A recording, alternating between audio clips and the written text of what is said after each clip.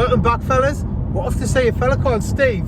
He's actually got two cars I want to see. One, 2 minutes, I'm just changing lane. One is a Ford 100e, which is like a 1957 little car.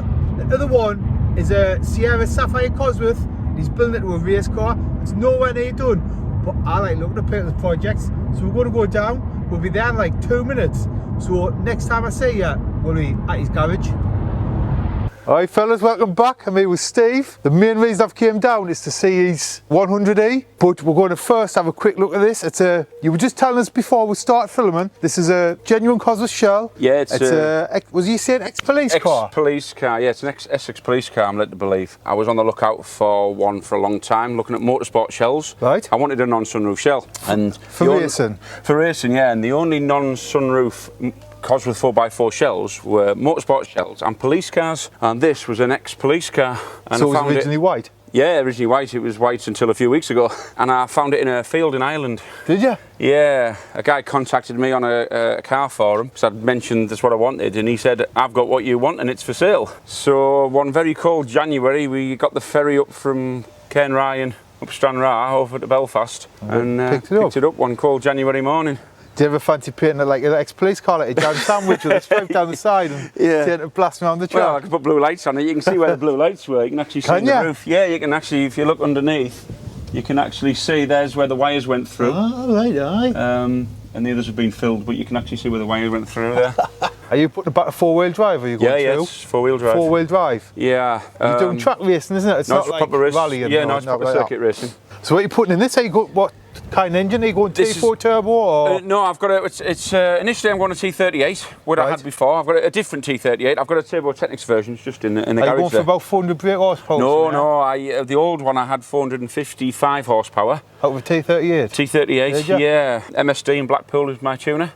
Stu does all my tuning. So I've got a Turbo Technics T38. They're essentially, the compressor housing is pretty much a T4 compressor housing on them. So they're slightly bigger than the CR Turbo Engineering one that I have. So I've got two T38s, so I can have a choice, but I'll put the bigger one on. Aye. Not just for the extra power, it's about the lack of lag. Right. You really suffer with lag, particularly when you're racing on a track day. You don't put anti-lag on it?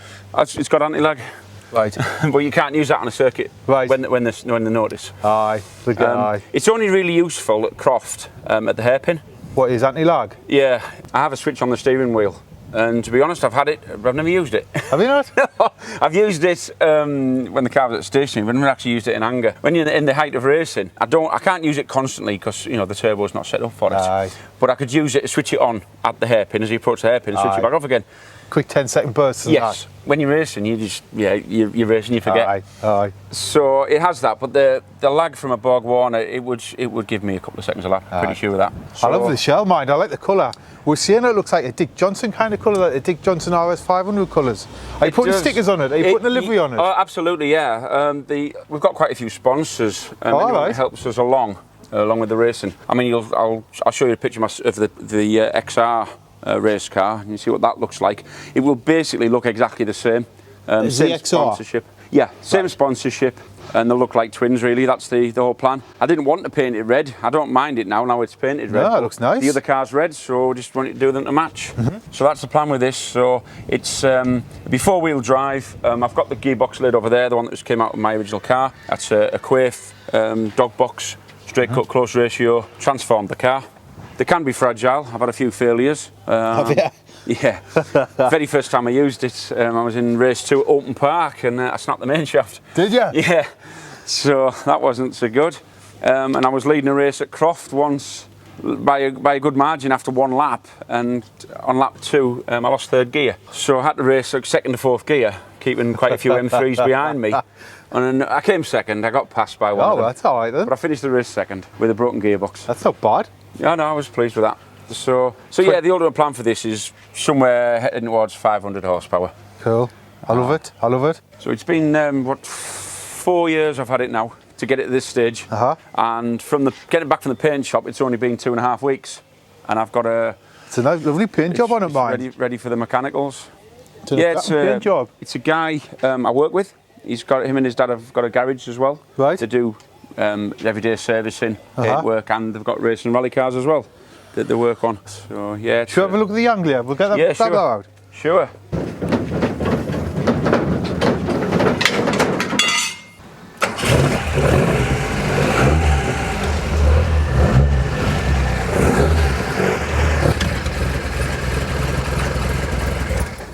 But that in itself is an extremely rare car. It's not. It is a Ford Anglia. People think of Ford Anglia as the one with the sloping back windows, the Harry Potter car. There was 2 versions of Anglias before that one that everyone knows. This is an Anglia. It's an Anglia Deluxe. So this was like basically a Gear X. Top of the range. Top of the range. This. There was the Popular, which was the 2-door. The Prefect was the 4-door version. Then there was an Anglia, then an Anglia Deluxe. And this is a 1957 Anglia Deluxe. So that 3-bar grille is the correct grille for the car. The dashboard's the correct grille for the correct for the car. And that's why I bought the car.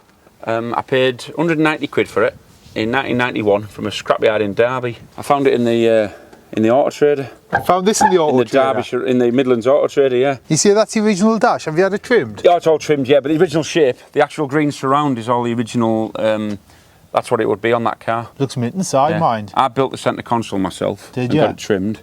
They're Capri seats. They should have been Series 1 RS turbo seats, are cocked up. They're the same trim pattern.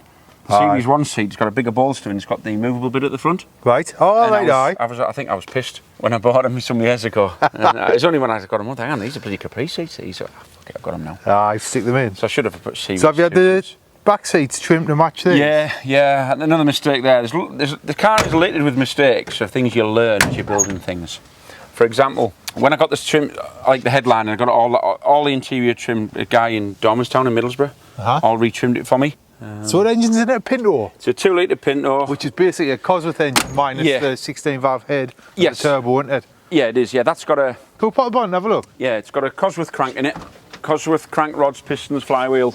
Ultra big valve head. Ultra. Bigger than a big... yeah, you wouldn't put them that big now. Would you not? No. Why? That's why it's ultra big. We really struggle to get the valves. Technology's moved on. You can get the flow through on the slightly smaller valves. They're really hard to get the valves when we put new valves in. Yeah, you just don't go that big. This engine... What power do you think this is making? Oh, it did 181 horsepower. Did it? Yeah. That'll be a lot in this. What do you reckon it weighs? I don't know. Not a lot. It's not. The steel is heavy because it's quite thick steel because it's old. It? Yeah. Well, you say you want to check it out, you'll see. It goes all right. I bet it does. It needs tuning. I literally haven't had that set up for 20 years, the car. Have you not? No. I've had engine was rebuilt, but you'll feel it when it goes. You need more and more revs because it's got such a lumpy cam in. You just need loads of revs to get it to go. Once you've got it going, it sings, but it needs setting up. It needs a carbs rebuilding and setting up. Should we take it out? Yeah, sure. Tiny inside, this mine. The windscreen's good. Yeah, as well, isn't it? Yeah. Oh, misfire. Was it cold, you reckon? No, it's not normally do that. It's not? Get it warmed up. Alright. Sounds mint. It does. It's noisy. It's noisy on a run, but... What gearbox have you got on? So the Type 9 5-speed. Type 9? Yeah, I've got a limited slip diff in the back, anti-tramp bars, a panad rod in the back for the actual location. Right. It's just a standard Type 9 5-speed, share a box in there.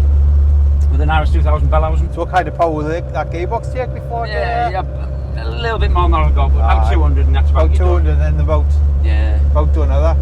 Yeah. It's on gearbox number 2. Is it? Yeah. How long you had it? I've been on the road for 20 years. Oh, right. That's not bad, is it? Yeah. How many miles do you think you've done the car? 5,470. Aye. Exactly what I've done. I finished it in April 2000, it was finished. Aye. Nice little car, fun little car, isn't it? Oh, it's a lovely fun car, it's just a proper toy. It puts a smile on my face every time I drive it. Do you let your son drive it? He drove it in the paddock at Croft once, so he only drove 2 yards, said that's shite, Dad. Sounds mint, I love the noise of it. Yeah, I was only it revs to 7.5. Does it? Oh yeah. It's neat rattles out in this, No, it's isn't not. it? No, look at the steering, look at that. Aye. That's a Ford Capri column with an Escort quick rack on it, Mark II Escort quick rack. Aye. The conversion, I've got Capri build strings on it with Turbo Technics Capri front calipers, AP4 pots on it. Aye, I noticed the great calipers. Yeah. They're not Princess calipers that everyone else fits.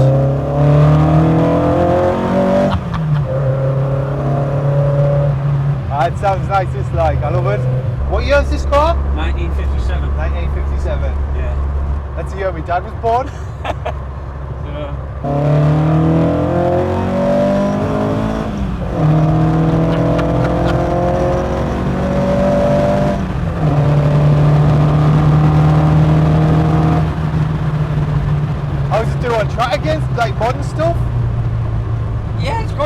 got more power than that. That is a bit flat, so it just needs setting up.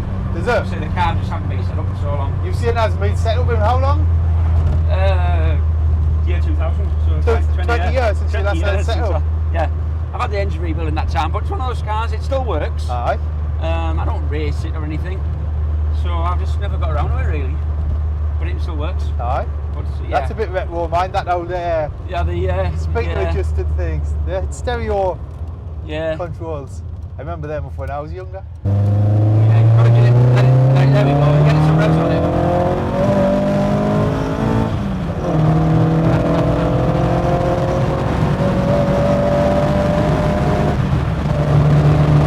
It gets a bit sketchy when you get up over 100 miles an hour.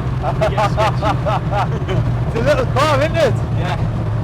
When I went to my wedding, so obviously from my house, from my parents' house, it was just down there behind that building is the, the village is over there.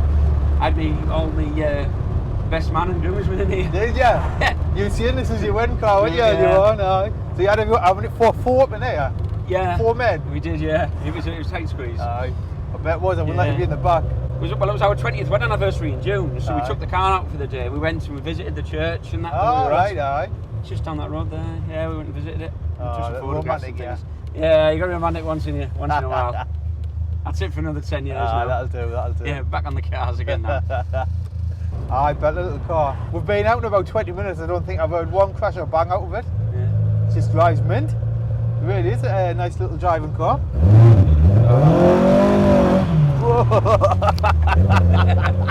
Snatchy as well. Doesn't take much. Nah, I think my arse has just nipped your seat there, mind.